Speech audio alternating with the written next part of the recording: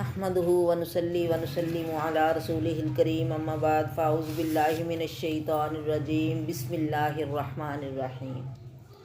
سورۃ حجرات مدنی ہے۔ اس صورت میں اللہ تعالیٰ نے ایمان والوں کو اخلاق کا سبق دیا ہے کہ تم کس طرح کی عادتیں اپناؤ۔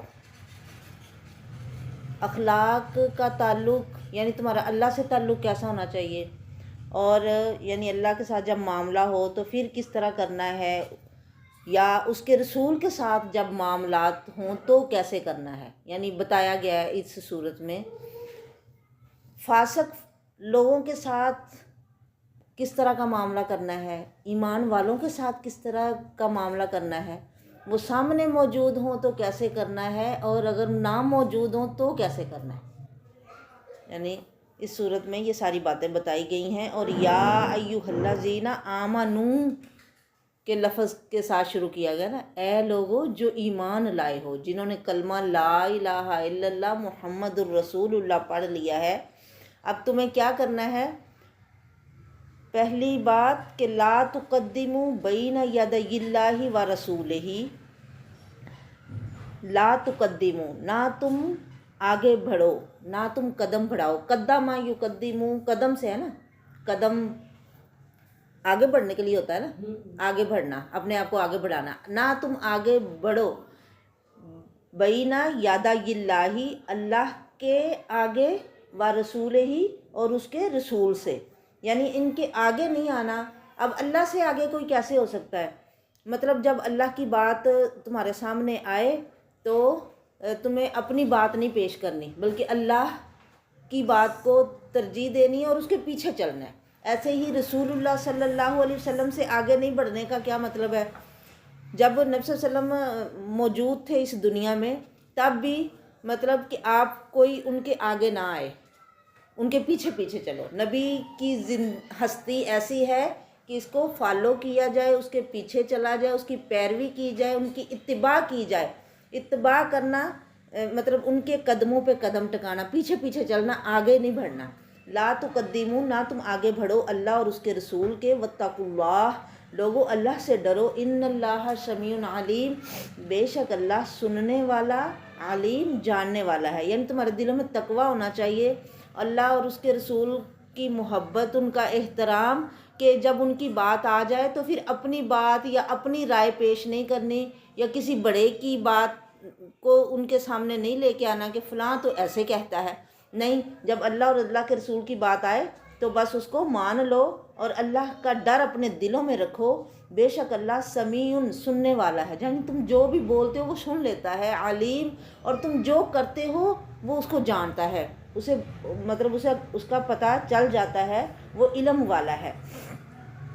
یا ایھا الذین آمنوا، اے لوگو جو ایمان لائے ہو، جنہوں نے کلمہ لا الہ الا اللہ پڑھ لیا ہے۔ اب کیا ادب سکھایا جا رہا ہے رسول اللہ صلی اللہ علیہ وسلم کا، کہ جس نبی کا کلمہ پڑھا ہے، لا ترفعوا اصواتکم، نہ تم بلند کرو، رفع یرفع اونچا کرنا، بلند کرنا، نہ تم بلند کرو، اصواتکم اپنی آوازوں کو، فوق صوت النبی، نبی صلی اللہ علیہ وسلم کی آواز سے، ولا تجہروا، اور نہ تم اونچی آواز کرو، لہو بالقول، بات کرتے ہوئے، کجہر بعضکم لبعض، جیسے تمہارا بعض کے لیے آواز اونچی کرتا ہے۔ اگر تم ایسا کرو گے، ان تحبط اعمالکم، تو یہ نہ ہو کہ تمہارے عمل ضائع ہو جائے۔ اب ادب سکھایا جا رہا ہے کہ رسول اللہ صلی اللہ علیہ وسلم کی محفل میں آ کے بیٹھنا ہے تو اونچی آواز میں بات نہیں کرنی، اونچی آواز میں گفتگو نہیں کرنی، کہ نبی صلی اللہ علیہ وسلم کی موجودگی میں تمہاری آواز ان کی آواز سے اونچی نہ ہو۔ اور نمبر 2، یعنی ان کی محفل میں آپ بیٹھے ہو تو بات ان کی ہو رہی ہے، وہ بیچ میں موجود نہیں ہے، تو پھر بھی ان کی محفل کا یا ادب کا تقاضا یہ ہے کہ تمہاری آوازیں اونچی نہ ہوں۔ کہتے ہیں اس آیت کے شان نزول کے بارے میں آتا ہے کہ ایک دفعہ بنو تمیم کے کچھ لوگ آئے، تو ان کا نا سردار کون بنایا جائے، اس بارے میں بحث چھڑ گئی، یعنی مشورہ تھا۔ سیدنا ابو بکر صدیق کسی اور بندے کے بارے میں کہہ رہے تھے کہ اسے سردار بنایا جائے، سیدنا عمر رضی اللہ تعالی عنہ کا کسی اور بندے کے بارے میں خیال تھا۔ تو یہ بات کرتے کرتے نا آپس میں یعنی آوازیں اونچی ہونا شروع ہو گئی۔ تو اللہ تبارک و تعالیٰ نے یہ ادب سکھایا کہ لا ترفعوا اصواتکم، اے مومنو، اے کلمہ پڑھنے والو، اپنی آوازوں کو اونچا نہ کرو نبی صلی اللہ علیہ وسلم کی آواز سے۔ کہتے ہیں پھر اس کے بعد عمر رضی اللہ تعالیٰ عنہ اتنا آہستہ بولتے تھے کہ اللہ کے رسول کو دوبارہ پوچھنا پڑتا تھا کہ عمر نے کیا بات کی ہے۔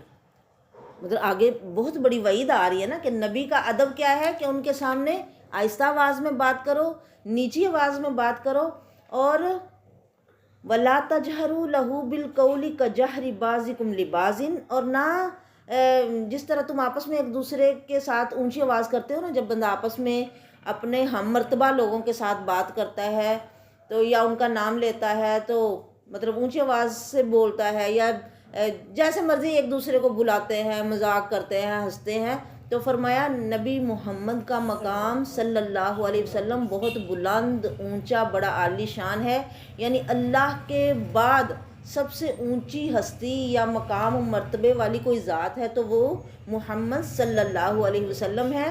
تو آپ لوگ ان کی آواز سے اپنی آواز کو اونچا نہ کرو، نیچی رکھو اپنی آوازیں۔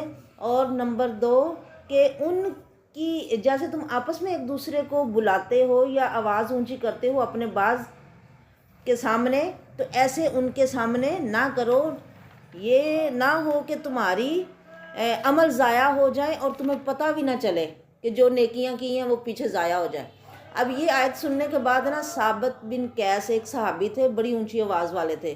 کئی لوگوں کی قدرتی آواز اونچی ہوتی ہے، کئی لوگ اپنا روب یا دبدبا یا اپنی دھاک بٹھانے کے لیے اونچا بولتے ہیں کہ دوسری آوازیں نیچی ہو جائیں اور میری آواز اونچی ہو، یا اپنے آپ کو دکھانے کے لیے اونچا بولتے ہیں، لیکن ان کی نا قدرتی آواز اونچی تھی۔ اب انہوں نے جب یہ آیت سنی وہ تو اپنے گھر میں ایسے بیٹھ گئے کہ ثابت تیری تو پھر ساری پچھلی نیکیاں گئیں کہ تو اونچی بولتا ہے اپنے نبی صلی اللہ علیہ وسلم کی محفل میں، تو اب بس تو دوزخی ہوا۔ تو اب کئی دن وہ محفل نبی صلی اللہ علیہ وسلم کی مجلس میں نہ آئے، تو پوچھنے پہ مطلب ایک صحابی نے کہا کہ میں پتہ کرتا ہوں کہ آپ نے جب دیکھا نا کہ ثابت نہیں آ رہا تو کیا وجہ ہے، وہ کیوں نہیں آ رہا ہماری محفل میں۔ تو جب جا کے انہوں نے پوچھا تو وہ بڑی مطلب پریشانی میں اور بیٹھے ہوئے ہیں کہ پتہ نہیں میرے تو سارے عمل ضائع ہو گئے کہ میری تو آواز بڑی اونچی ہے۔ تو اللہ کے رسول نے پھر انہیں بلایا اور کہا کہ نہیں، تیرا معاملہ ان لوگوں کی دوسرے لوگوں کی طرح نہیں ہے کہ ان کی آواز قدرتی مطلب روب والی یا اونچی تھی، تو یہ لوگ جن کے سردار کی بات تھی نا جس میں جھگڑا ہوا، وہی لوگ جب مطلب آئے آپ کی محفل میں اور انہوں نے اپنے آپ کو بڑا شان والا ثابت کرنے کے لیے، ہم بڑے مطلب عزت والے ہیں، ہمارے قبیلے والے لوگ بڑی شان والے ہیں، ہم جس کی تعریف کریں اس کی تعریف ہو جاتی ہے، اور ہم جس کو برا کہہ دیں لوگ بھی مطلب اس کو برا ہی سمجھتے ہیں، یعنی وہ اپنے آپ کو نا بڑا سمجھتے ہوئے وہ لوگ اپنی تعریفیں کر رہے تھے۔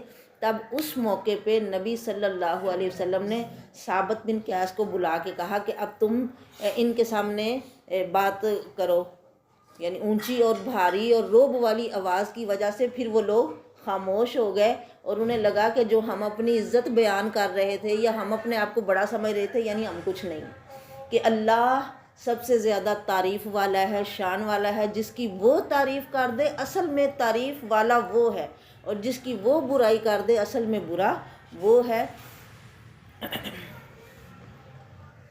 فرمایا نبی کی آواز سے اونچی آواز نہیں کرنی، اور نہ جیسے تم آپس میں ایک دوسرے کے لیے آواز اونچی کرتے ہو ایسے تم لوگوں نے اپنی یعنی اس انداز میں نبی صلی اللہ علیہ وسلم کو مخاطب نہیں کرنا، اس طرح جیسے آپس میں ایک دوسرے سے بات کرتے ہو ایسے نبی صلی اللہ علیہ وسلم سے نہیں کرنی بات، ورنہ تمہارے عمل ضائع ہو جائیں گے اور تمہیں پتہ بھی نہیں چلے گا کہ ہمارا مطلب کتنا نقصان ہو گیا ہے۔ ان الذین یغضون اصواتہم، انا بے شک الذین جو لوگ یغضون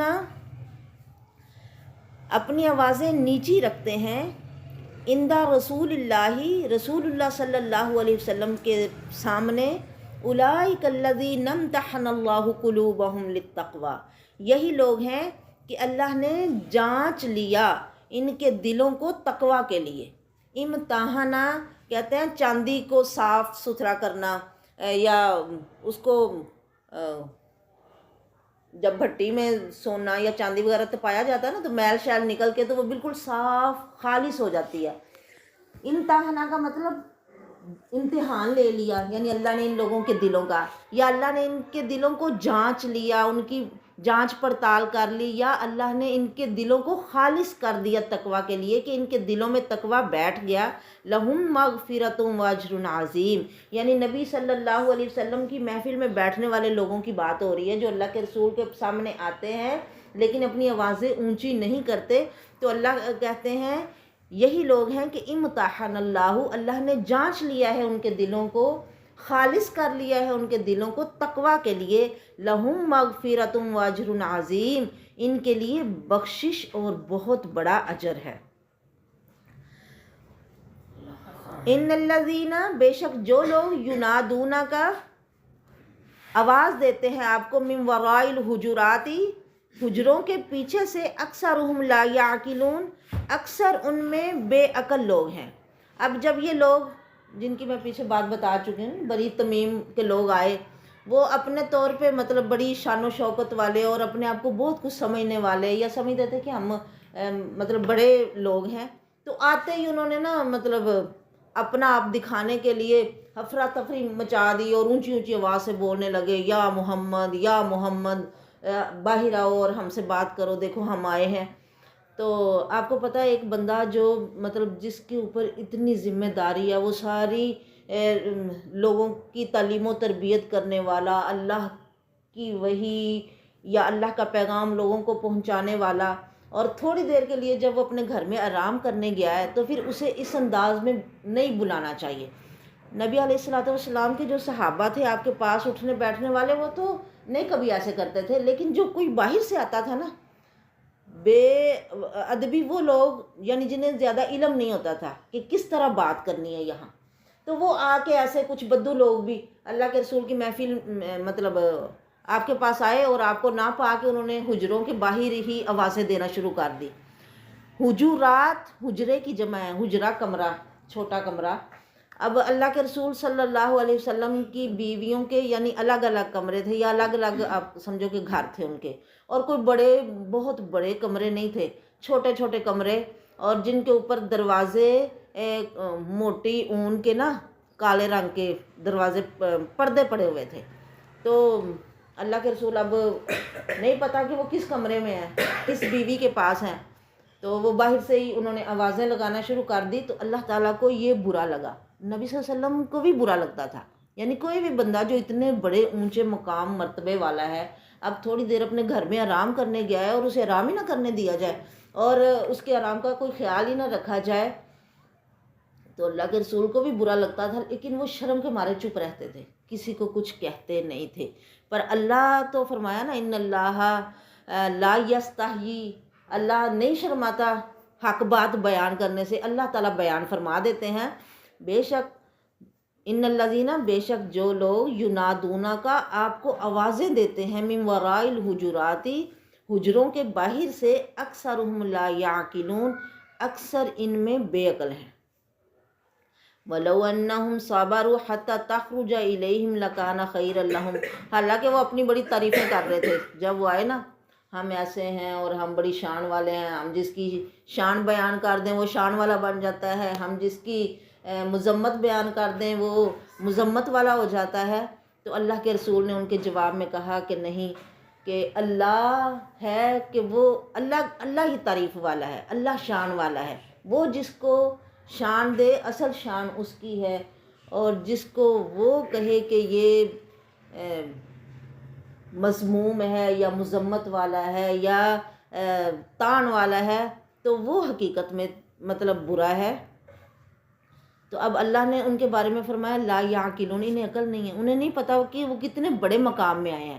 کہتے ہیں اس لیے ہم جب مسجد نبوی میں بھی جائیں نا، اللہ توفیق دے، تو وہاں بھی اونچی آواز میں بات نہیں کرنی چاہیے، یہ ادب کا تقاضا ہے کہ آہستہ آواز میں بولو۔ بعض مطلب نہ جانتے ہوئے بھی لوگ ایک دوسرے کو اونچی اونچی آواز سے آوازیں دیتے ہیں، یا آپس میں جو گفتگو کرتے ہوئے، تو وہاں بھی ادب کا مقام یہ ہے کہ آہستہ آواز میں بات کی جائے اور درود و سلام پڑھا جائے صلی اللہ علیہ وسلم۔ یہ میرے نبی کا بلند مقام ہے کہ اللہ کہتے ہیں جو ان کے سامنے آئے، ان کے پاس آئے، تو ان کو ایسے آواز نہ دو جیسے تم آپس میں ایک دوسرے کو آواز دیتے ہو، یعنی یا محمد یا محمد۔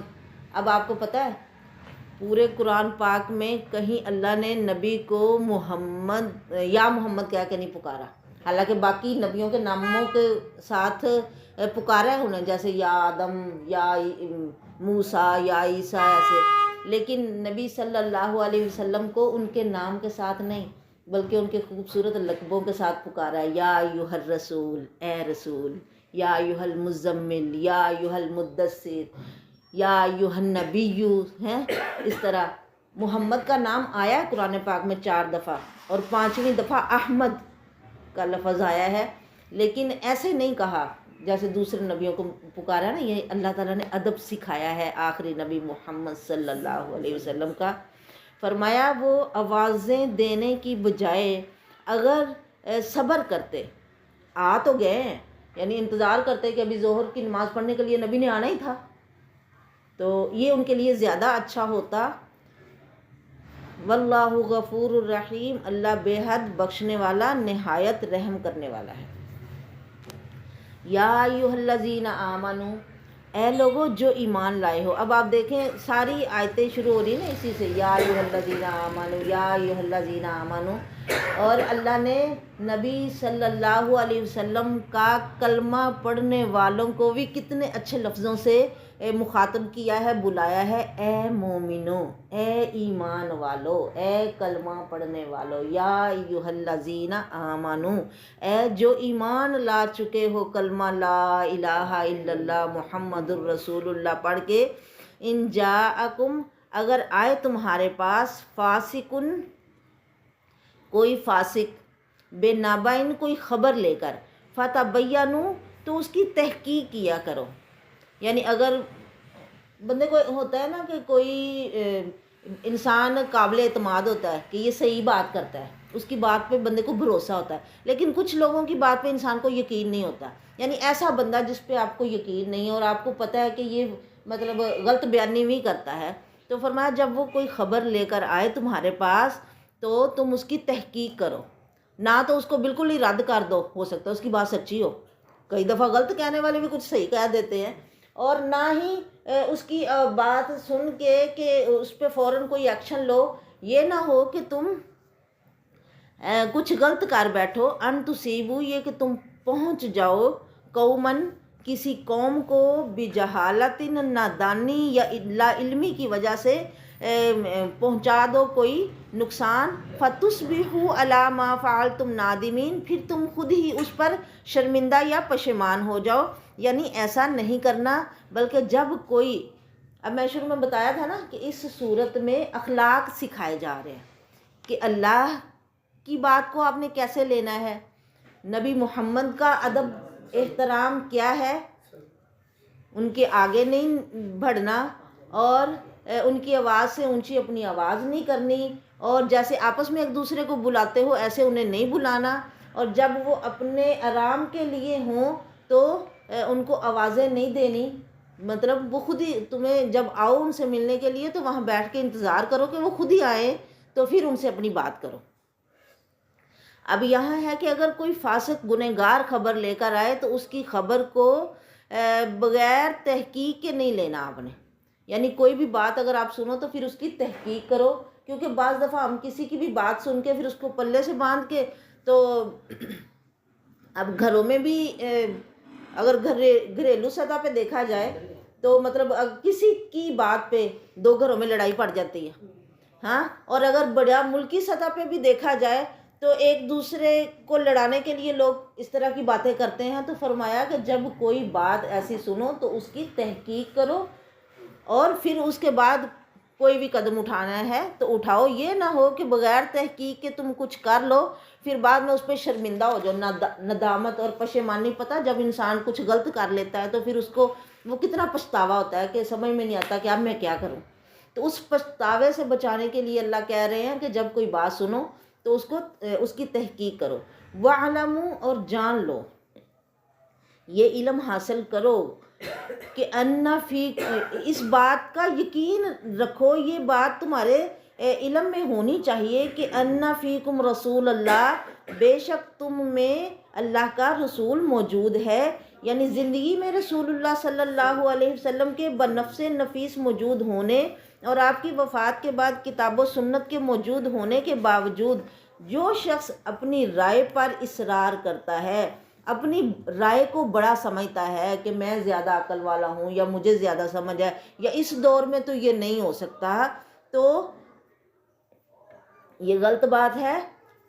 آپ صلی اللہ علیہ وسلم اور آپ صلی اللہ علیہ وسلم کی حدیث سے رہنمائی حاصل کرنے کی بجائے جو اپنی بات منوانا چاہتا ہے، حقیقت میں وہ اس بات سے جاہل ہے کہ ہم میں اللہ کا رسول موجود ہے. اسے یہ بتانے کی شدید ضرورت ہے کہ جان لو تم میں اللہ کا رسول موجود ہے. لوگوں، تم بے مہار نہیں ہو کہ تمہیں کوئی پوچھنے والا نہیں یا تمہیں کوئی رہنمائی دینے والا نہیں یا تمہارا کوئی پیر نہیں ہے. تمہارے پیر و مرشد موجود ہیں. وہ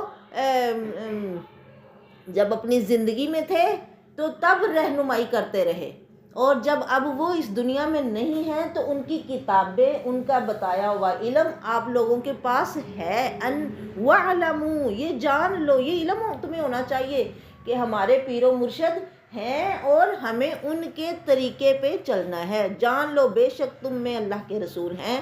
لَوْ يُطِيعُكُمْ، اگر وہ تمہاری بات مانے، فی کثیر من الامر، بہت سی باتوں میں، لعنتم، تو تم خود ہی مشکل میں پڑ جاؤ. یعنی ایک بندہ جو لیڈر ہے، جو بتا رہا ہے اللہ کے بتائے ہوئے علم کے مطابق لوگوں کی رہنمائی کر رہا ہے، اب اگر لوگ آ کے اس کو مشورہ دینا شروع کر دیں کہ ایسے کرو اور ایسے کرو اور ایسے کرو، تو وہ ان کی اگر بات ماننے لگے تو تم خود ہی مشقت میں پڑ جاؤ. تو لہٰذا اگر کبھی کوئی مشورہ دو بھی نا تو اس کے پیچھے نہ پڑا کرو کہ تمہارا مشورہ ماننا جائے، کیونکہ بعض دفعہ انسان، اب ہر بندے کی رائے مختلف ہوتی ہے. ایک بندے کی کوئی رائے ہے، دوسرے کی کوئی، تیسرے کی کوئی، تو اب وہ سب کی تو نہیں بات مان سکتے نا.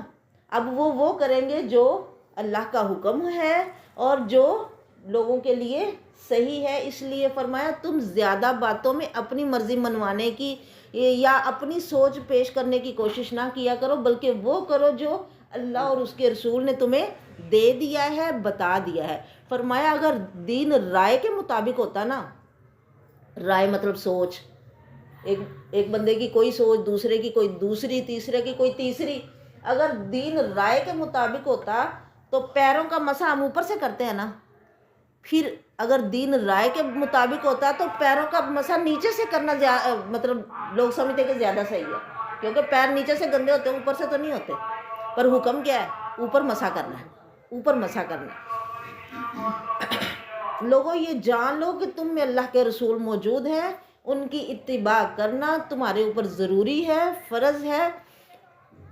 اور رسول کو مشورے نہ دیا کرو، انہیں نہ بتایا کرو کہ کیا کرنا ہے، کیونکہ انہیں تو اللہ کی طرف سے تعلیم دی جاتی ہے، اللہ انہیں بتانے والے ہیں.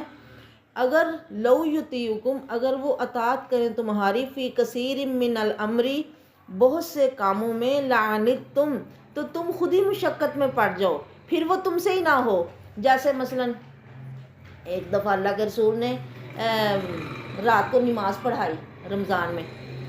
ایک دن بھی لوگ آئے تو مطلب انہیں بڑا مزہ آیا کہ نبی پڑھا رہے ہیں نماز اور پیچھے وہ پڑھ رہے ہیں، ساری دنیا سوئی ہوئی ہے، تو بڑا مزے کا سین ہے. دوسرے دن پھر، تیسرے دن پھر اس کے بعد اللہ کے رسول نہیں آئے. اب لوگ چاہتے تھے کہ آپ پھر آؤ. آپ نے فرمایا نہیں، اپنے گھروں میں جا کے نا خود پڑھو جس نے پڑھنی ہے. تو اگر کوئی جماعت کے ساتھ نماز پڑھ کے جا کے سو بھی جائے نا تو فرمایا اسے اتنا ثواب ملے گا، اور صبح پھر آگے جماعت کے ساتھ پڑھ لے جیسے پوری رات ہی وہ عبادت کرتا رہا ہے۔ اگر نبی ان لوگوں کے مشورے کے مطابق پھر آگے اور دوبارہ کرواتے تو لوگوں کے لیے مشکل ہو جانا تھا نا، تو پھر بعد میں لوگوں نے خود ہی نہیں آنا تھا۔ ایک دفعہ ہوتا ہے جب بندہ جذبے سے وہ کام کرتا ہے، لیکن ہمیشہ ایک کام نہیں ہو سکتا۔ تو مطلب جو رسول دے وہ بس لے لو، اور جس سے منع کریں اس سے رک جاؤ، اسی میں تمہاری بھلائی ہے۔ وَلَٰكِنَّ اللَّهَ حَبَّبَ إِلَيْكُمُ الْإِيمَانَ، لیکن اللہ نے تمہارے لیے ایمان کو محبوب بنا دیا ہے۔ وَزَيَّنَهُ فِي قُلُوبِكُمْ، وَزَيَّنَهُ، اور اس کو سجا دیا ہے، فی قلوبکم، تمہارے دلوں میں۔ سبحان اللہ۔ اب ایمان سے مراد یہاں رسول اللہ صلی اللہ علیہ وسلم کی اطاعت ہے، جس میں تصدیقم بالقلب، اقرارم باللسان اور عمل بالجوارح، یا ارکان کے ساتھ عمل کرنا، یہ تینوں چیزیں شامل ہیں۔ ایمان یہی ہے نا، ہم نے ایمان کی صفتوں میں یہ چیز یاد کی ہوئی ہے نا، اقرارم باللسان و تصدیقم بالقلب و عمل بالجوارح۔ ایمان کس چیز کا نام ہے؟ زبان سے کہنا، ہاں اقرار کرنا، دل میں تصدیق ہو، اور پھر بندہ اس کے مطابق کر کے بھی دکھائے، تو یہ ایمان ہے۔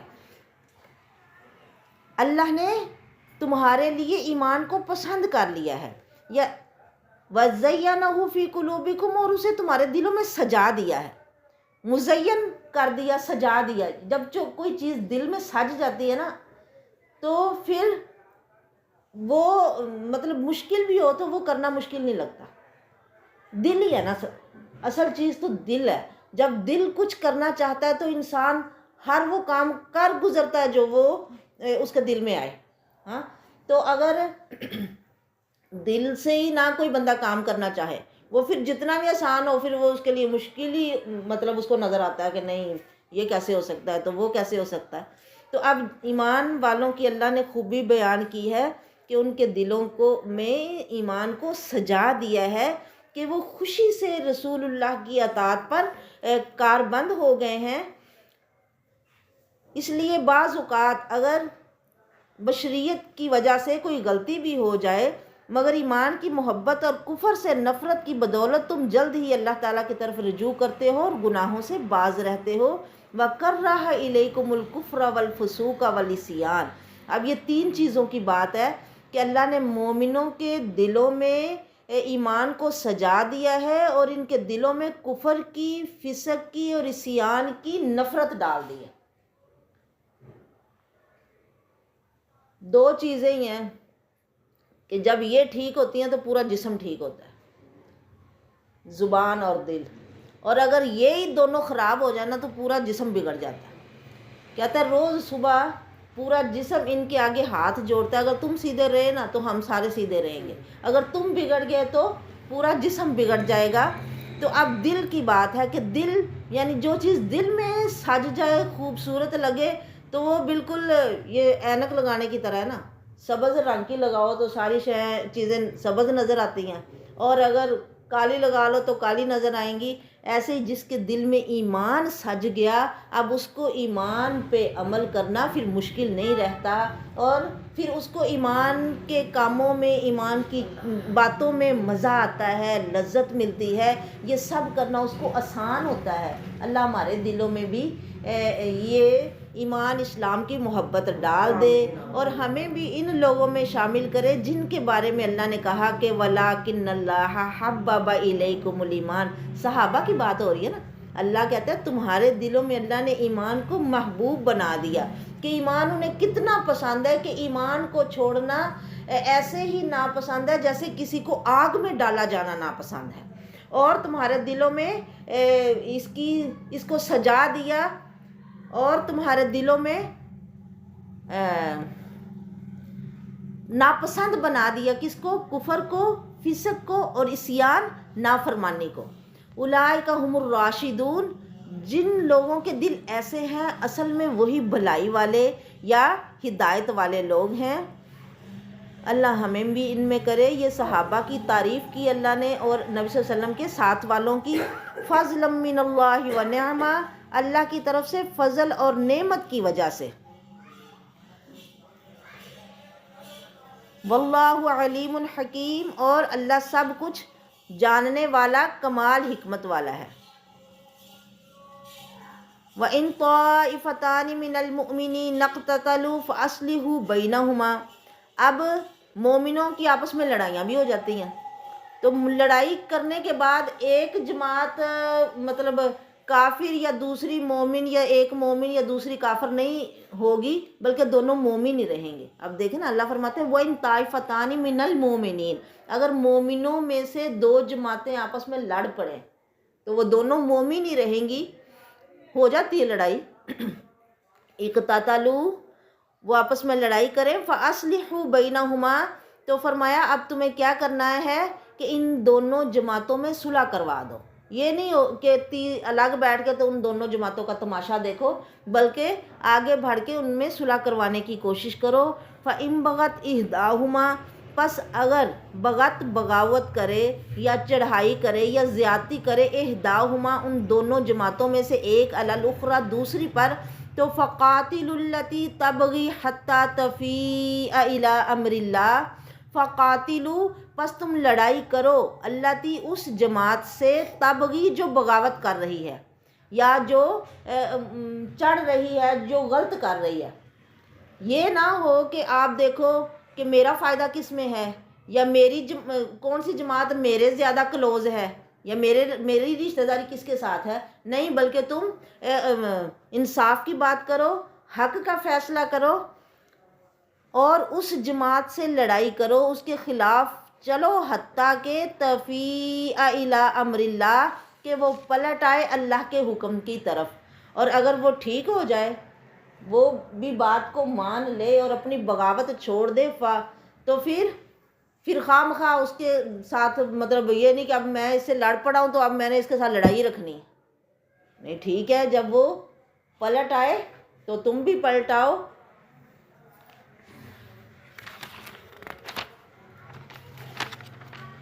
فَإِن فَاءَتْ، پھر اگر وہ پلٹ آئے، وہ جماعت، یعنی اپنی برائی چھوڑ دے یا اپنی زیادتی کو وہ چھوڑ دے، فَأَصْلِحُوا بَيْنَهُمَا، تو صلح کرواؤ ان دونوں کے درمیان، بالعدل، عدل کے ساتھ، وَأَقْسِطُوا، اور انصاف کرو لوگو، ان اللہ یحب المقسطین، بے شک اللہ بھی انصاف کرنے والوں کو پسند کرتا ہے۔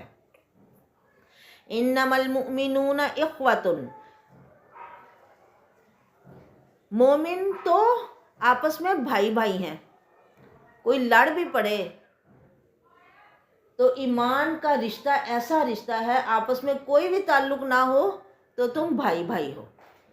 انما المؤمنون اخوۃ، مومن آپس میں بھائی بھائی ہیں، فاصلحوا بین اخویکم، تو تمہیں چاہیے کہ اپنے بھائیوں کے درمیان صلح کرواؤ، واتقوا اللہ، اور اللہ سے ڈرو، لعلکم ترحمون، تاکہ تم پر رحم کیا جائے۔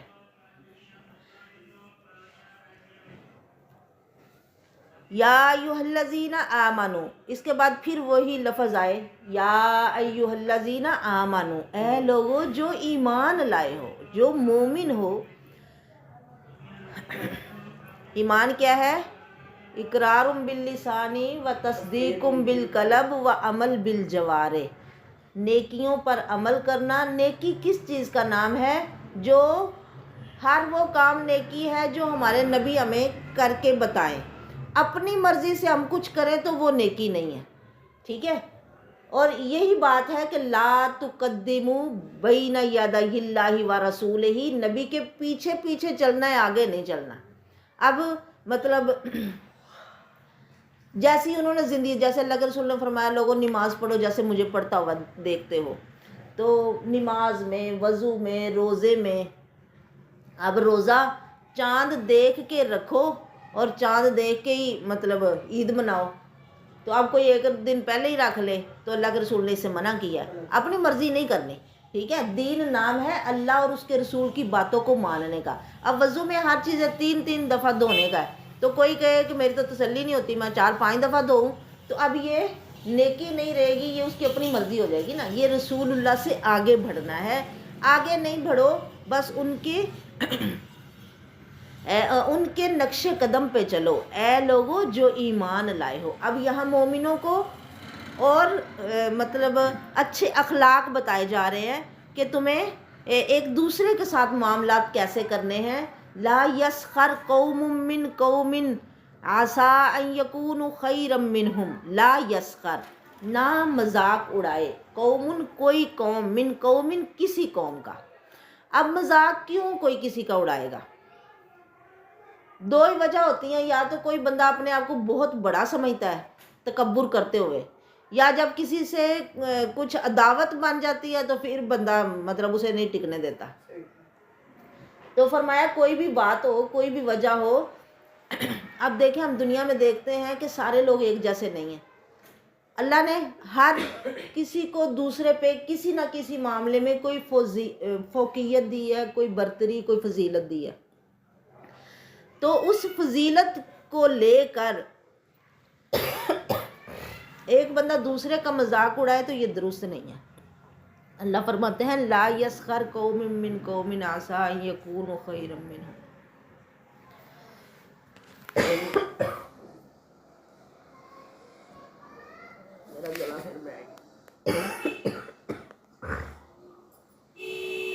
نہ مذاق اڑائے قوم کوئی قوم، من قوم کسی قوم کا. یعنی اگر کوئی کسی کو کسی معاملے میں اپنے سے کم تر سمجھتا ہے تو اسے کوئی بھی مطلب نہیں ہے، اس کو اللہ تعالیٰ کی طرف سے کوئی فوقیت یا فضیلت یا برتری کہ وہ دوسروں کا مذاق اڑاتا پھرے. کوئی کسی کو کس وجہ سے اس کا مذاق اڑائے گا؟ ان یکونوا خیرا منہم، اگر تم کسی معاملے میں انہیں اپنے سے کم تر سمجھتے ہو سکتا ہے کسی دوسرے معاملے میں وہ تم سے بڑا ہوا ہو. اور کوئی کسی کو کسی کا نہیں پتا کہ کوئی کیسا ہے، اللہ کے ہاں اس کا کیا درجہ ہے، کیا مقام ہے. ہو سکتا ہے، یہ اللہ کہتے ہیں عسیٰ ان یکونوا خیرا منہم، امید ہے کہ وہ ہوں بہتر ان سے. ولا نساء من نساء، اور نہ عورتوں کا مذاق اڑائیں. عموماً یہ مرد بھی اڑاتے ہیں مذاق جب کوئی اپنے آپ کو بڑا سمجھتا ہے تو، یا جب اس کے پاس کچھ زیادہ ہی نعمتوں کی فراوانی ہوتی ہے نا تو پھر وہ دوسرے انسانوں کو حقیر ہی سمجھنے لگ جاتا ہے. اور پھر وہ سمجھتا ہے کہ میرے میں تو بڑی شاید فضیلت ہے، یہ وہ اپنے آپ کو تو بڑا پرفیکٹ سمجھتا ہے تو ہر بندے میں عیب نکالتا رہتا ہے. مطلب اس کا جسمانی عیب کوئی ہو یا اس کا اخلاقی عیب ہو کوئی، اس میں جسمانی کمزوری، کسی کا چھوٹا ہونا، کسی کا کالا ہونا، کسی کا لولا لنگڑا ہونا، یا کسی کی آنکھیں نہیں ہیں، کسی کی مطلب کئی عیب، یا اس کے اخلاق میں کسی کا ناک ایسا ہے، کسی کی آنکھیں ایسی ہیں، تبصرہ ہی کرتے رہنا ہے فلانی ایسی فلانی ایسی، حسد کرتے ہوئے کسی میں عیب تلاش کرتے رہنا اور اپنے آپ کو بڑا سمجھنا، یہ غلط ہے. حالانکہ آمنوں میں، مومنوں میں عورتیں مرد سارے شامل ہیں، لیکن اب عورتوں کی بات اللہ نے الگ سے کی ہے کیونکہ عورتیں زیادہ اس بیماری میں مبتلا ہیں کہ انہیں کرنے کے اور کوئی کام نہیں ہوتے، تو وہ پھر بس ایک دوسرے پر تبصرے ہی ہوتے رہتے ہیں. فلانی کا ناک ایسا ہے تو فلانی کا کان ایسا ہے تو فلانی کا اخلاق ایسا ہے. اللہ نے اس بات سے منع کیا ولا نساء من نساء، نہ عورتوں کا مذاق اڑائے. عسیٰ ان یکن خیرا منہن، ہو سکتا ہے کہ وہ ان سے بہتر ہوں. ولا تلمزوا انفسکم، اور نہ تم عیب لگاؤ انفسکم، اپنے آپ پر، اپنے آپ پر عیب نہ لگاؤ. کوئی اپنے آپ پہ عیب لگاتا ہے؟ ہر کوئی دوسرے پہ لگاتا ہے، لیکن جب دوسرے پہ لگا رہا ہوتا ہے نا عیب، تو سب سے پہلے وہ خود متاثر ہوتا ہے. جس کے منہ سے نکلتی ہے کوئی گالی یا کوئی غلط بات یا کسی کی کوئی غیبت، تو سب سے پہلے تو وہ خود ہی اس میں مطلب ملوث ہوتا ہے نا. کوئی کسی کی برائی کرے تو وہ سننے والوں کو بھی وہ اتنا اچھا نہیں لگتا، بھلے مجمع میں ہنسی مذاق کے لیے یا لوگ اس کو سنیں، لیکن پھر بھی اس کے بارے میں لوگوں کا اچھا خیال نہیں ہوگا کہ یہ تو ہر وقت دوسروں کے عیب ہی بیان کرتا رہتا ہے. تم اپنے آپ پہ عیب نہ لگاؤ. ایک یہ بھی ہوتا ہے کہ سب سے پہلے جب لگانے والا، عیب لگانے والا، گالی دینے والا، غلط بات کرنے والا خود متاثر ہوتا ہے، اور دوسرے نمبر پہ جب ہم کسی کو کوئی گالی یا عیب لگاتے ہیں نا تو وہ پلٹ کے ہمیں بھی وہی بات ہی کہتا ہے. جیسے کہ اللہ کے رسول نے فرمایا کہ اپنے والدین کو لعنت نہ کیا کرو، تو صحابہ بڑے حیران ہوئے کہ کوئی اپنے والدین کو کیسے لعنت بھیج سکتا ہے؟ تو آپ نے فرمایا جب کوئی کسی کے والدین کو بھیجتا ہے تو پھر بدلے میں وہ اس کو بھیجتا ہے، تو وہ وجہ بنا نا خود ہی اپنے والدین کو لعنت کروانے کی۔ یا یہ بھی ہوتا ہے کہ ایک بندہ جس کو ہم کوئی الزام لگائیں یا جس کو کوئی تانا دیں یا جس کو کوئی گالی دیں یا جس کو کچھ غلط کہیں اور وہ غلطی اس میں نہ ہو تو وہ بات پلٹ کے اس کو اوپر ہی آ جاتی ہے۔ اسی لیے فرمایا وَلَا تَلْمِزُوا أَنفُسَكُمْ کہ تم اپنے آپ کو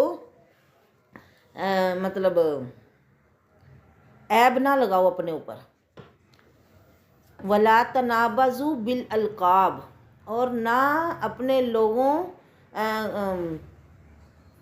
ایک دوسرے کو اپنے لوگوں کو برے ناموں کے ساتھ پکارو۔ القاب لقب کوئی کسی کی نا صفت کی وجہ سے کوئی نام مشہور ہو جاتا ہے، جیسے حضرت عیسیٰ کو مسیح کہا جاتا ہے، یہ ان کا لقب ہے۔ مسیح ایک نام ہوتا ہے، مثلا جو بھی کسی کا نام ہے وہ نام اس کی تعریف نہیں ہوتا۔ مثلا عابدہ اگر کسی کا نام ہے، اب یہ تو نہیں کہ وہ بڑی عبادت کرنے والی، ہو سکتا ہے اس نے کبھی نماز بھی نہ پڑھی ہو، ہاں، مطلب نام جو ہوتا ہے وہ بندے کی تعریف نہیں ہوتی، وہ اس کی پہچان ہوتی ہے۔ جو لقب ہوتے ہیں نا، لقب اس میں انسان کی تعریف ہوتی ہے۔ تو فرمایا ایک دوسرے کو برے القاب سے نہ پکارو، ایسے القاب جس سے انسان کو چیڑ آئے اور برا لگے کہ مجھے کوئی ایسے نہ بلائے، تو ایسے ایک دوسرے کو برے ناموں سے برے لقبوں سے نہ پکارا کرو۔ اللہ اکبر! اللہ ہم سے کتنی محبت کرتا ہے کہ جو چیزیں ہمیں بری لگتی ہیں ان چیزوں سے ہمیں منع کیا گیا ہے کہ تم دوسروں کو بھی وہ نہ کرو نا جو تمہیں اپنے لیے برا لگتا ہے، کہ مجھے کوئی ایسے نہ کہے یا میرے ساتھ کوئی ایسے نہ کرے۔ اللہ اکبر! اللہ اکبر! یہ کتنی خوبصورت باتیں ہیں۔ وَلَا تَلْمِزُوا أَنفُسَكُمْ اپنے لوگوں پر عیب نہ لگاؤ۔ لمز کا مطلب اس میں نا ایک لامزہ یلمز لمزن، سورۃ ہمزہ میں بھی یہ ہے وَيْلٌ لِكُلِّ ہُمَزَةٍ لُمَزَةٍ، جو لعنت ویل ہلاکت ہے ان لوگوں کے لیے جو عیب لگاتے ہیں، تانے مارتے ہیں۔ اب عیب کیسے؟ یعنی خفیہ طریقے سے اشارہ کرنا، دھکا دینا یا مارنا یا لوگوں کے سامنے اس کی غیبت کرنا، اس کے عیب ظاہر کرنا۔ تو فرمایا یہ بہت برا ہے کہ تم کسی کے عیب بیان کرو۔ اگر تم کسی کے عیبوں کی ٹو کے پیچھے لگ جاؤ نا، کئی لوگ تو پھر جان ہی نہیں چھوڑتے۔ کچھ ہوتا ہے چیزیں سامنے نظر آ رہی ہوتی ہیں کہ یہ اس میں عیب ہے، تو ان کو بیان کرنا، ان پہ تبصرہ کرنا یہ بھی غلط ہے۔ ہمیں کیا ضرورت ہے کسی کو کھوجنے کی، کسی پہ ہر وقت تبصرہ کرنے کی، لیکن اس کے پیچھے ہی لگ جانا، اس کے اور عیب ڈھونڈنا، اس کی کھوج میں لگ جانا، یہ بھی برا ہے۔ تو فرمایا ایسے نہ کرو، کسی کے عیبوں کے پیچھے نہ پڑ جاؤ، بلکہ من ساتارہ مسلمن ساتارہ اللہ یوم القیامہ، جو کسی مسلمان پہ پردہ ڈالتا ہے نا، کسی کی کوئی برائی دیکھ کے اس کو چھپاتا ہے، تو اللہ قیامت کے دن اس پہ پردہ ڈال دے گا۔ اب کوئی ہے جو عیب سے بری ہو، سب میں کوئی نہ کوئی غلطی، کوئی نہ کوئی کمی، کوئی نہ کوئی کوتاہی پائی جاتی ہے۔ تو فرمایا جب تم کسی مسلمان بھائی کے عیبوں کو ٹٹولنے لگ جاتے ہو نا، تو پھر اللہ تمہارے عیبوں کے پیچھے لگ جائے گا۔ تو جس کے پیچھے اللہ لگ جائے پھر اب وہ کیسے بچ سکتا ہے؟ وہ تو اپنے گھر کے یعنی اپنے گھر کے بالکل سینٹر میں چھپ کے بھی بات کرے گا نا، تو وہ بھی لوگوں میں پھر ظاہر ہو جائے گی۔ اگر اپنے آپ کو چھپانا بچانا چاہتے ہو تو دوسروں کے اوپر پردہ ڈالنا سیکھو۔ بئس الاسم الفسوق بعد الایمان، اب یہ کام عیب لگانا اور برے لقبوں سے کسی کو پکارنا، یہ بئس الاسم الفسوق، یہ بہت بری بات ہے ایمان لانے کے بعد۔ اور ایمان تم لاؤ، ایمان کے بعد تمہارا نام فاسقوں میں ہو تو یہ بڑی بری بات ہے۔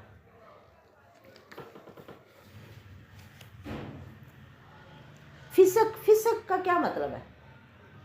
نافرمانی کرنا، یعنی اللہ کی اطاعت یا فرما برداری سے نکل جانا۔ اب کلمہ پڑھ کے لا الہ الا اللہ محمد الرسول اللہ پڑھ کے آپ ایمان میں داخل ہوئے، اسلام میں آئے، اپنے آپ کو فرما بردار بنانے کی کوشش کی، تو جب فاسق یعنی جو یہ کام کرے گا یہ فسق والے کام ہے، تو اپنا نام فاسقوں میں کہ اس کا نام فاسقوں میں آئے، یہ بہت بری بات ہے۔ بئس الاسم الفسوق بعد الایمان، ایمان کے بعد فاسق ہونا برا نام ہے جس سے انسان کو بچنا چاہیے۔ اور کئی لوگوں کو اس پہ کوئی آر نہیں ہوتی کہ انہیں کچھ بھی کہا جائے، پر مومنوں کو اپنا لحاظ رکھنا ہے کہ میرا نام فاسقوں میں نہ آئے، میں مومنوں کے ساتھ اٹھوں، کیونکہ مومن جب قبر میں بھی جائیں گے اور حشر میں بھی یسعی نورہم بین ایدیہم، ان کا نور ان کے آگے اور دائیں طرف چلے گا اور وہ اسے نور کی روشنی میں نورانی جنت میں چلے جائیں گے، اللہ نصیب میں فرمائے۔ اور فسق گناہ کیا ہے؟ ظلم، یعنی اندھیرا ہے نا، تو جتنے گناہ کرتے جاؤ گے اتنا اپنا اندھیرا بڑھاتے جاؤ گے، تو اللہ بچائے۔ فَأُولَٰئِکَ هُمُ الظَّالِمُونَ، یہی لوگ اصل میں ظالم ہیں، جو فاسق ہیں، جو اپنا نام فسق میں مشہور کروا لیتے ہیں۔ جو کام کرتے رہو گے پھر مشہوری اسی میں ہوگی نا، تو اپنے آپ کو فاسق بنانا، اس سے بچو۔ فَأُولَٰئِکَ هُمُ الظَّالِمُونَ، کیونکہ اصل میں یہی ظالم ہے۔ اور ظلم آپ کو پتہ ہے، ظلم قیامت کے دن اندھیرے کی صورت میں ہی ہوگا، تو جو جتنے گناہ کرتا جائے گا اتنا اس کا ظلم بڑھتے جائیں گے، اتنا اس کا اندھیرا بڑھتا جائے گا۔ اللہ بچائے، اللہ محفوظ فرمائے۔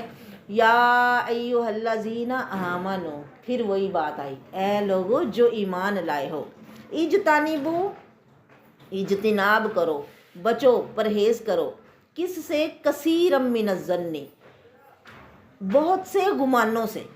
گمان، میرا گمان ہے، میرا وہم، میرا خیال، ایسی ایک بات جو ذہن میں آ جائے، دل میں آ جائے، اللہ کہتے ہیں اس سے بچو۔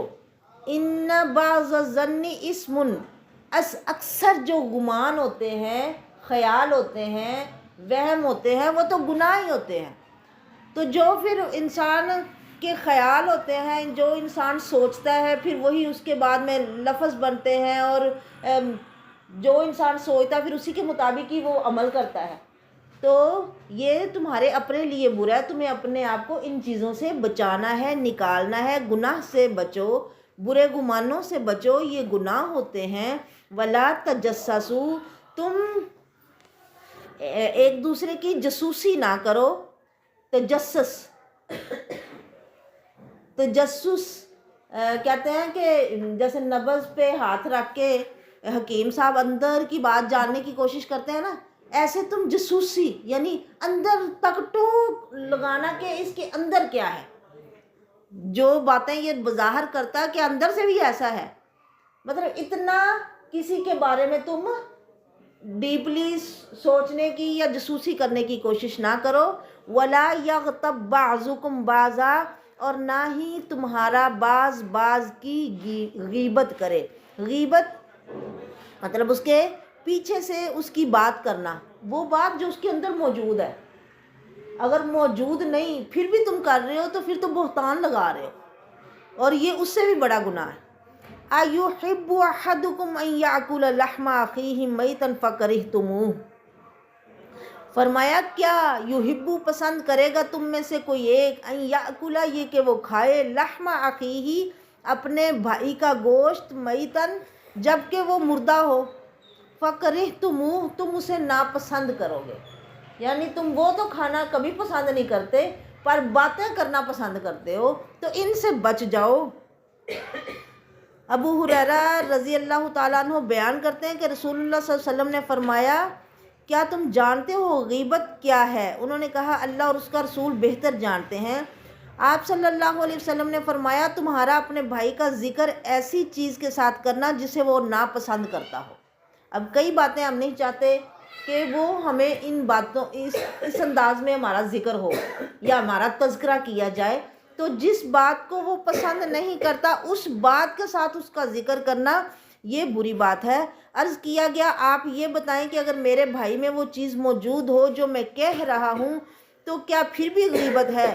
آپ نے فرمایا اگر اس میں وہ چیز موجود ہے جو تم کہہ رہے ہو تو تم نے اس کی غیبت کی، اگر وہ چیز اس میں موجود نہیں تو تم نے اس پر بہتان لگایا، تو خبردار اس سے بچ جاؤ۔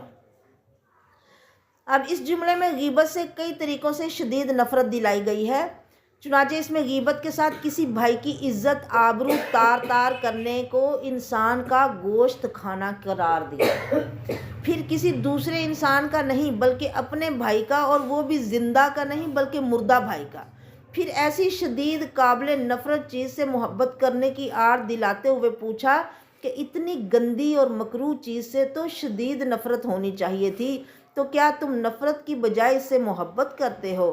پھر احدکم فرمایا کہ کیا تم میں سے کوئی ایک یہ پسند کرتا ہے، مطلب یہ کہ لاکھوں کروڑوں میں سے کوئی ایک بھی پسند نہیں کرے گا کہ تم میں سے کوئی ایک یہ کام کیوں کرے؟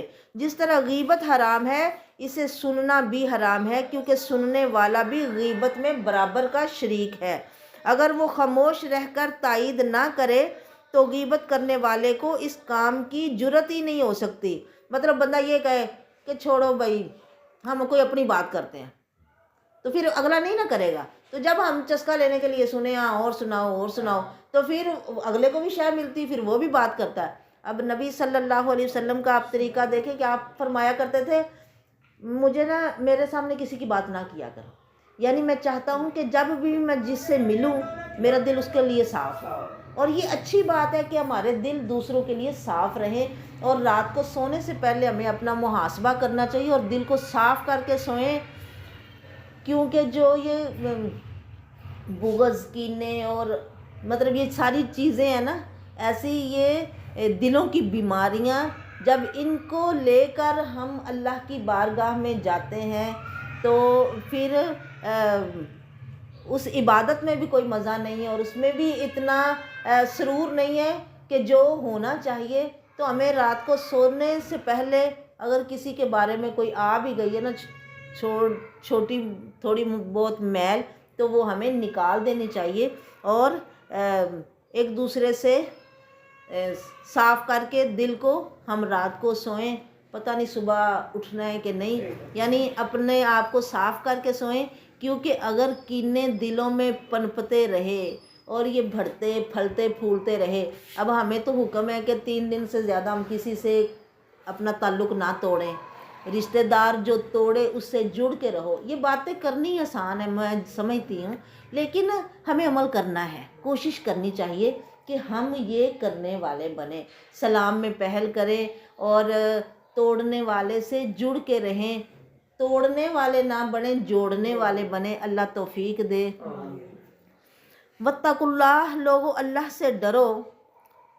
اب غیبت کو کہا کہ یہ مردہ بھائی کی گوشت کھانے کی طرح ہے، ایک غیبت کر کے اور دوسرا اسے سن کر مطلب ہم یہ گناہ کرتے ہیں۔ بعض اوقات کسی مسلم بھائی کی غیبت جائز بھی ہو جاتی ہے، وہ کب؟ اس کی یعنی موجودگی، وہ موجود نہیں ہے اور اس کا عیب بیان کیا جا سکتا ہے۔ قاعدہ اس کا یہ ہے کہ جب دین کا کوئی ضروری مقصد اس کے بغیر حاصل نہ ہو سکتا ہو تو اس وقت یہ جائز ہے۔ امام نووی نے اور ان سے پہلے غزالی نے غیبت کے جواز کے 6 موقع گنوائے ہیں۔ نمبر 1، ظلم پر فریاد، یعنی جس پر ظلم ہو رہا ہے نا وہ اپنی بات بتا سکتا ہے، یعنی مظلوم کو حق ہے کہ ظالم کے خلاف بات کرے۔ نمبر 2، کسی گناہ یا برے کام سے روکنے کے لیے ایسے لوگوں کو اطلاع دینا جو اس کے ساتھ مل کر یا خود اسے روک سکیں۔ یہ بھی مطلب غیبت ہی ہوئی نا کہ اس کے پیچھے اس کی بات کی جا رہی ہے، لیکن اس کا مقصد ہے کہ اس کو اس بات سے روکا جائے۔ جب کسی ایسے کے سامنے ہم بات کریں گے تو پھر اس میں گناہ نہیں ہوگا، ٹھیک ہے۔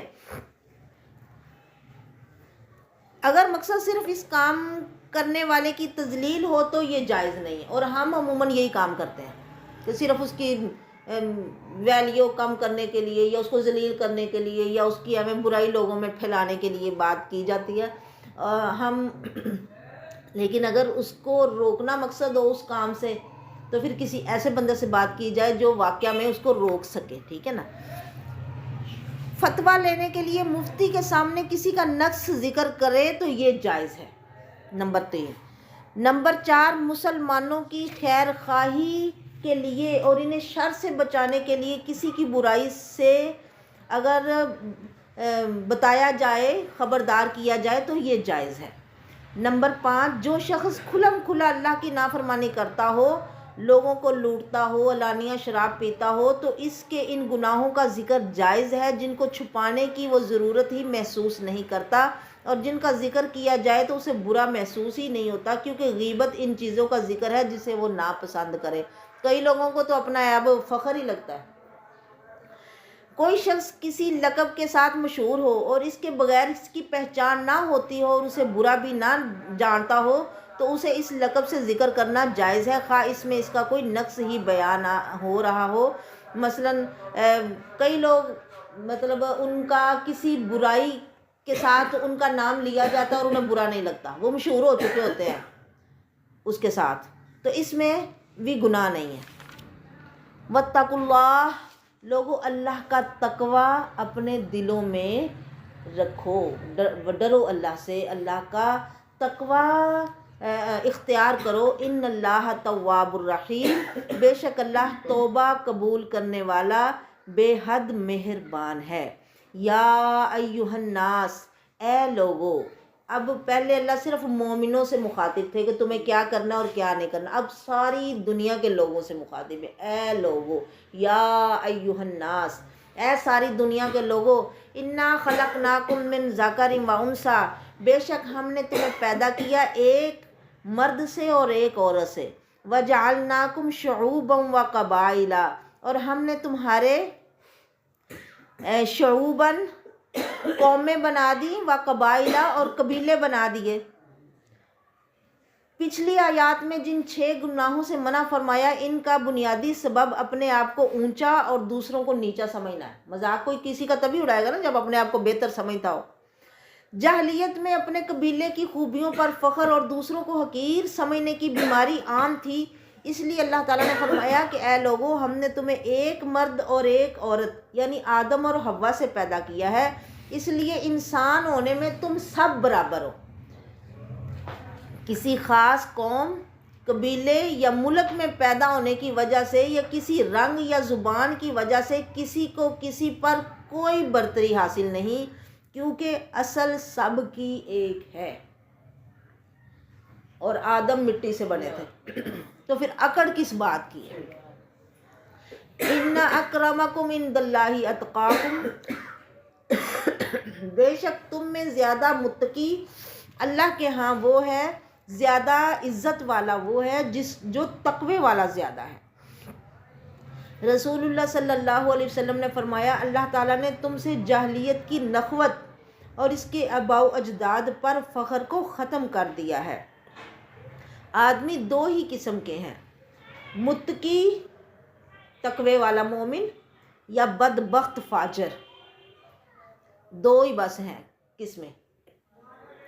تم سب آدم کی اولاد ہو اور آدم مٹی سے تھے۔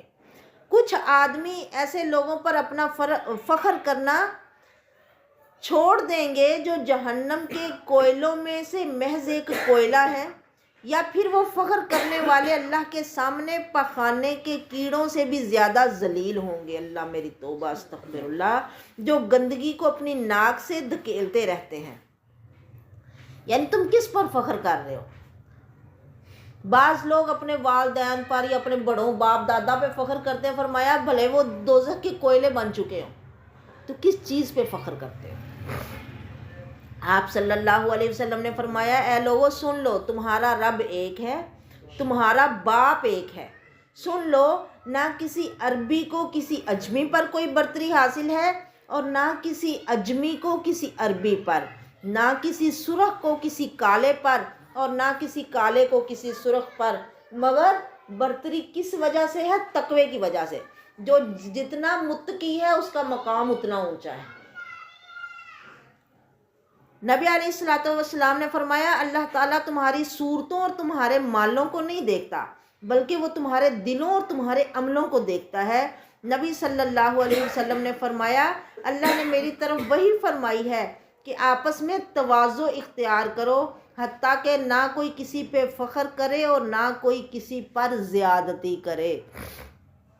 اہل علم نے اس آیت سے استدلال کیا ہے کہ نکاح میں کفو یعنی جوڑ ہونے کے لیے اسلام کے علاوہ کوئی شرط معتبر نہیں ہے کہ ہم اسلام کا لحاظ کریں، نہ کہ کسی نسب کا یا اور فخر جو ہمارے اندر پائے جاتے ہیں۔ اللہ میں عمل کرنے کی توفیق دے۔ ان اللہ علیم خبیر، بے شک اللہ علم والا اور باخبر ہے، اس لیے وہی جانتا ہے کہ کس کے دل میں تقوی زیادہ ہے، جس کی وجہ سے اب یعنی وہ سب سے زیادہ معزز ہو اور اسے عزت ملے۔ تو جب کسی کو دلوں کا حال معلوم ہی نہیں تو کوئی کسی پر فخر کیسے کر سکتا ہے اور کسی کو حقیر کیوں جان سکتا ہے؟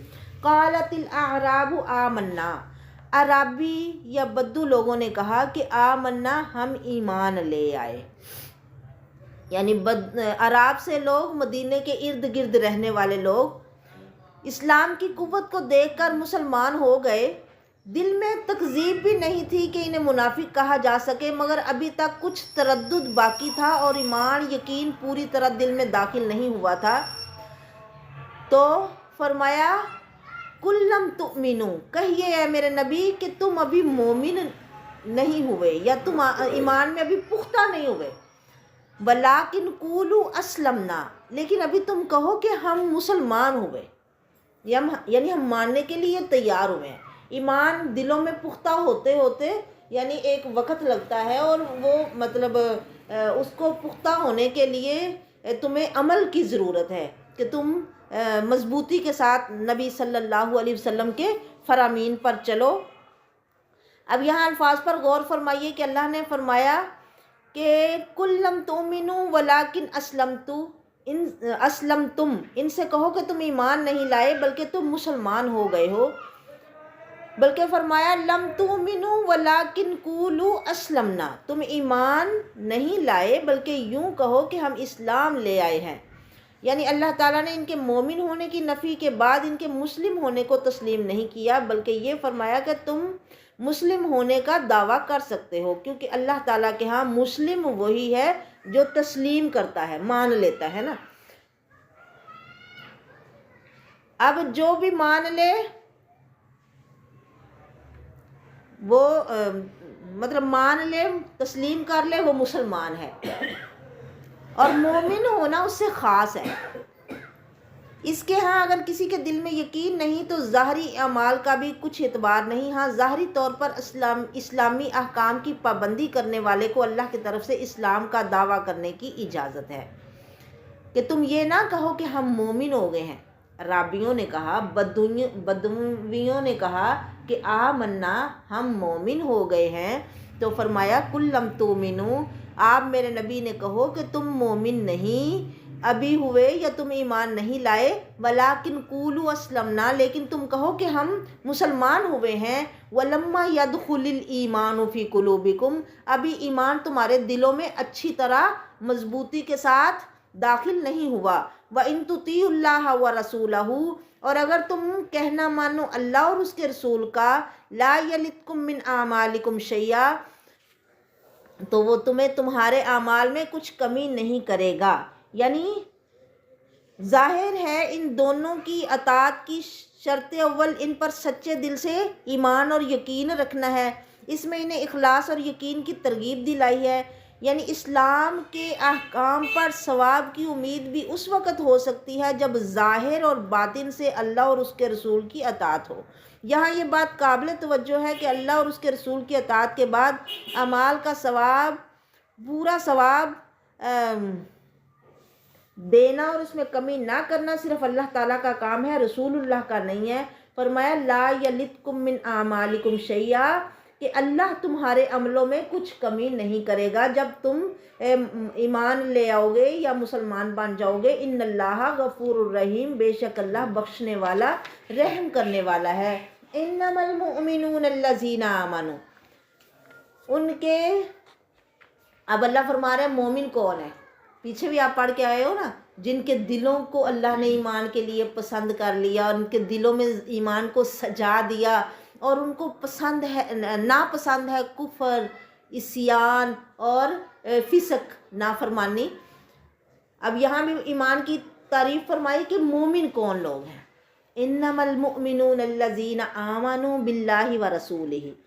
اللہ ہمیں بھی اس پہ ان کے جیسا بننے کی توفیق دے جن کی اللہ نے تعریف کی ہے اور جن کے بارے میں کہا کہ یہ مومن ہے۔ انما المؤمنون، مومن تو صرف وہی ہیں، الذین آمنوا، جو ایمان لے آتے ہیں، باللہ اللہ پر، ورسولہ اور اس کے رسول پر، ثم لم یرتابوا، پھر انہیں کوئی شک نہیں رہتا، یعنی وہ پکے یقین سے پھر ان کے پیچھے چل پڑتے ہیں۔ ثم لم یرتابوا، پھر وہ شک نہیں کرتے، وجاہدوا، اور وہ جہاد کرتے ہیں، باموالہم، اپنے مالوں کے ساتھ بھی، وانفسہم، اپنے جانوں کے ساتھ بھی، فی سبیل اللہ، اللہ کی راہ میں، اولئک ھم الصادقون، یہی سچے لوگ ہیں جو اپنے دعوے میں جن کا دعویٰ ہے کہ ہم ایمان لائے اور پھر اس کے مطابق عمل بھی کرتے ہیں، فرمایا یہی سچے لوگ ہیں۔ قل کہہ دیجئے، اتعلمون اللہ بدینکم، کیا تم اللہ کو اپنا دین سکھاتے ہو جو کہتے ہو کہ ہم ایمان لے آئے؟ واللہ یعلم ما فی السماوات و ما فی الارض، اللہ جانتا ہے جو آسمانوں میں ہے اور جو زمینوں میں ہے، واللہ بکل شیء علیم، اور اللہ تو ہر چیز کو جاننے والا ہے۔ یعنی چونکہ وہ بار بار اپنے ایمان کا اور دیندار ہونے کا دعویٰ کرتے تھے، ان کے بار بار دعوے کو اللہ تعالیٰ نے سکھانا پڑھانا قرار دیا، کہ فرمایا کہ تم اللہ کو اپنا دین یہ سکھا رہے ہو کہ تم دین والے ہو، یا تم پکے مومن اور دیندار ہو، اور یہ سمجھے بیٹھے ہو کہ ایسے تمہارے دل کا حال معلوم نہیں، یعنی صرف منہ سے بات کرنے سے نا بات نہیں بننی، اللہ تو دلوں کو جانتا ہے، وہ تو دل دیکھتا ہے تمہارے کہ دلوں میں کیا ہے۔ تو دل، ایمان کا، دین کا دل میں ہونا اور مضبوط ہونا، اور جن کے دلوں میں اللہ ایمان کو سجا دے ویسا ہونا، تو یہ جس کے دل میں یہ ہے اللہ اس کو بخوبی جانتا ہے۔ اللہ تمہارے دلوں کو کیوں نہ جانے گا، وہ تو زمین و آسمان کی ہر چیز کو جانتا ہے۔ واللہ بکل شیء علیم، اللہ ہر چیز کو جانتا ہے۔ اب لوگ جو مسلمان ہونے کا احسان جتا رہے تھے رسول اللہ صلی اللہ علیہ وسلم پر، تو ان کے خیال میں یہ ان کا رسول اللہ پر احسان تھا کہ ہم ایمان لے آئے، ہم ایمان لے آئے، دیکھو ہم ایمان لے آئے۔ تو فرمایا یمنون علیک ان اسلموا، وہ آپ پر احسان جتا رہے ہیں کہ وہ مسلمان ہو گئے ہیں۔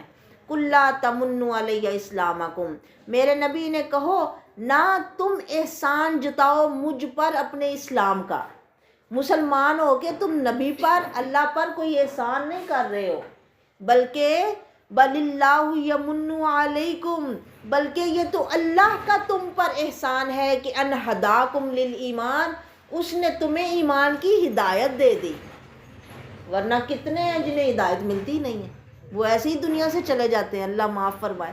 تو جسے ہدایت ملے اسے اللہ کا شکریہ ادا کرنا چاہیے، نہ کہ احسان کرنا چاہیے، ہم تو یہ کرتے ہیں، ہم تو ایسے ہیں، ہم تو ایسے ہیں، مطلب اپنی نیکی کا یا اپنے ایمان کا اللہ پہ یا رسول اللہ پہ احسان نہ جتاؤ، بلکہ اللہ نے تمہیں اگر ہدایت دی ہے ایمان کی، اسلام کی، نیک اعمال کی، تو تمہیں اللہ کا شکریہ ادا کرنا چاہیے کہ اللہ تیرا شکریہ کہ تو ہمیں پڑھنے کی توفیق دی، سننے کی توفیق دی، نماز کی طرف آنے کی توفیق دی، ہمیں بھی اپنے سامنے جھکنے کی توفیق دی، تمہیں اللہ کا احسان ماننا چاہیے۔ ان کنتم صادقین، اگر تم واقعی میں اس بات میں سچے ہو کہ تم مومن ہو، ان اللہ یعلم غیب السماوات والارض، بے شک اللہ جانتا ہے آسمانوں زمینوں کا غیب، واللہ بصیر بما تعملون، اور اللہ دیکھ رہا ہے جو بھی تم عمل کرتے ہو۔ اب اس سے پہلے یہ ذکر ہو چکا ہے کہ اللہ تعالیٰ وہ تمام چیزیں جانتا ہے جو آسمانوں میں ہیں اور زمین میں ہیں، اور اللہ تعالیٰ ہر چیز کو پوری طرح جاننے والا ہے۔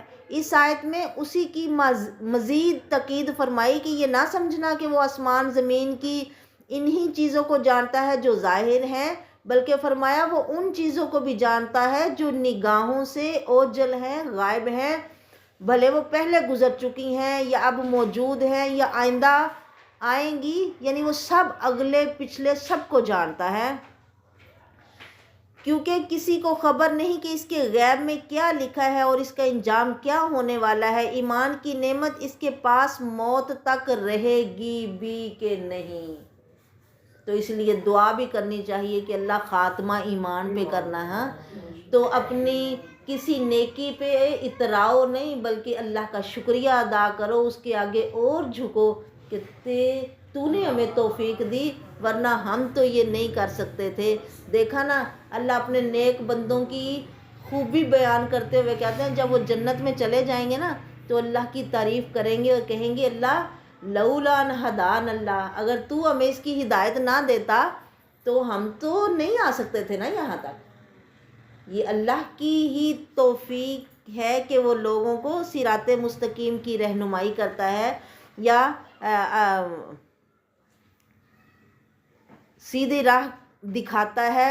اللہ جسے ہدایت دے اسے کوئی گمراہ نہیں کر سکتا، اور جسے اللہ ہی گمراہ کر دے پھر اسے کوئی سمجھا نہیں سکتا۔